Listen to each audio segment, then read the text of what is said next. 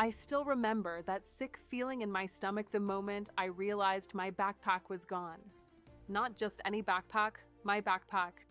The one with my camera, my laptop, my passport, my favorite hoodie, my journal with all the scribbled thoughts from the last 2 months of travel. Gone. Vanished from the luggage rack while I dozed off for literally 10 minutes on an overnight bus in Vietnam. I wish I could say I handled it like a champ.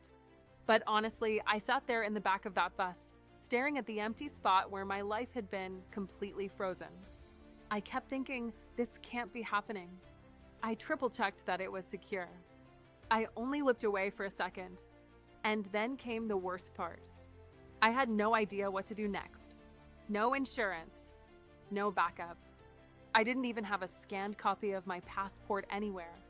I was so used to winging it on trips, hopping from place to place, living out of a bag, trusting the world would somehow keep spinning smoothly. That moment shattered the illusion. I had to go to the embassy, file a police report in a language I barely understood, borrow a friend's phone just to get online, and start piecing my life back together. It was expensive. It was humiliating. And it drained so much time and energy I'd planned to spend hiking through the mountains in Sapa and sipping coffee on a balcony in Hoi An. Instead, I spent the next week replacing documents, chasing down receipts, crying into my noodle soup, and feeling like an idiot. I wish I could say it only happened once. But a year later, I slipped on wet tiles in Croatia and fractured my ankle. Hospital bill? Almost €1,000. And I hadn't learned my lesson. Still no insurance. What's the saying? Once is misfortune, twice is stupidity? Yeah, that was me. So after that second hit and the second hole burned into my savings, I got my act together. I researched.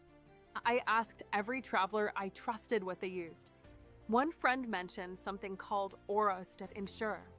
I kind of brushed it off at first. You know how some travel sites feel a little too shiny? But he said something that stuck with me.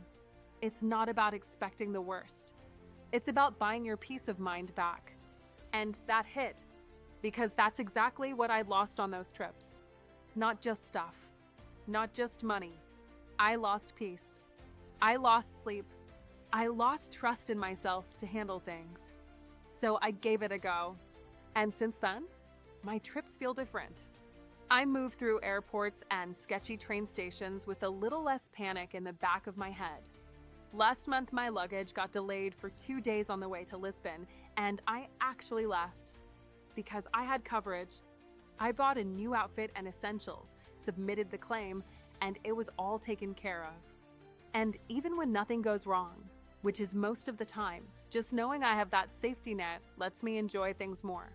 I know I sound like someone's dad right now, but seriously, if you've been putting off getting travel insurance, don't.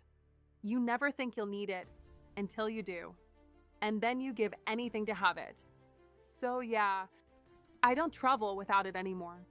My little hack? I just use Auras.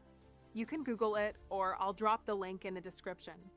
It's simple, it's not sketchy, and it's actually designed for modern travelers who aren't millionaires. It's not about being paranoid.